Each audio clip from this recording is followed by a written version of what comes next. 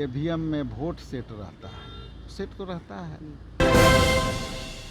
नमस्कार, स्वागत है आपका सिटी पोस्ट लाइव में। मैं हूं मुस्कान। बिहार की राजनीति में आज एक बड़ा बयान सामने आया है। कांग्रेस के प्रदेश अध्यक्ष राजेश राम ने सत्ता पक्ष पर जमकर निशाना साधा है और कई गंभीर आरोप भी लगाया है।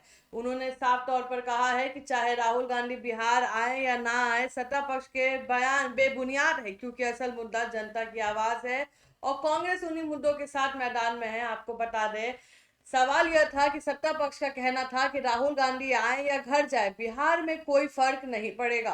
तो प्रदेश अध्यक्ष ने पलटवार करते हुए कहा है कि बात तो सही है, जहां ईडी सेट हो, जहां ईवीएम में वोट सेट हो, वहां तो ऐसी बातें आएंगी ही, लेकिन इसका कोई मतलब नहीं है। हम जनता के असली मुद्दों को लेकर मैदान में हैं, हम जनता के बीच जा रहे हैं, उनके सवालों के जवाब दे रहे हैं। आपको बता दें, उन्होंने राहुल गांधी के लड़के जी कार्यक्रम का भी जिक्र करते हुए कहा कि यह सिर्फ कांग्रेस का नहीं बल्कि जनता का कार्यक्रम बन गया है। उन्होंने कहा कि जनता अब समझ चुकी है कि देश में जो कुछ भी हो रहा है उसमें लोकतंत्र और संविधान को पीछे ढकेलने की कोशिश की जा रही है और इसके खिलाफ कांग्रेस आवाज उठाएगी। न्यायपालिका पर निशाना साधते हुए उन्होंने यह भी कहा है कि जो बीजेपी के सांसद निशिकांत दुबे द्वारा जस्टिस ऑफ इंडिया को लेकर दिए गए अपमानजनक बयान पर भी प्रदेश कांग्रेस अध्यक्ष ने कड़ी प्रतिक्रिया दी है।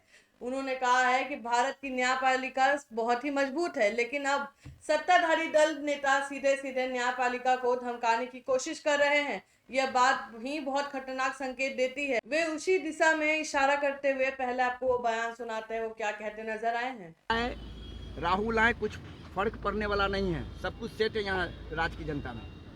इन लोग का तो सही में सेट रहता है, ईडी सेट रहता है, आईटी सेट रहता है और ईवीएम में वोट सेट रहता है, सेट तो रहता है। उन्होंने उम्मीद जताई है कि आने वाले दिनों में देश की न्यायपालिका खुद इस पर संज्ञान लेगी और उचित कार्रवाई की जाएगी। 24 अप्रैल को महागठबंधन की बैठक होने जाने पर उन्होंने कहा है कि महागठबंधन की जो बैठक है इस पर ज्यादा कुछ हम नहीं कहेंगे, लेकिन उन्होंने यह जरूर बताया है कि बैठक में सरकार के खिलाफ साझा रणनीति तय की जाएगी। उन्होंने कहा है, हम लोग बैठक में आगे की रणनीति पर चर्चा करेंगे। हमारा मकसद साफ है, अपराध, भ्रष्टाचार और जन विरोधी नेताओं के खिलाफ लड़ाई। महागठबंधन एकजुट है और हम जनता के बीच जाकर बदलाव की बात करेंगे। उन्होंने यह भी कहा है कि जनता बदलाव के मूड में है और आने वाले लोकसभा चुनाव में इसका असर साफ तौर पर दिखने वाला है।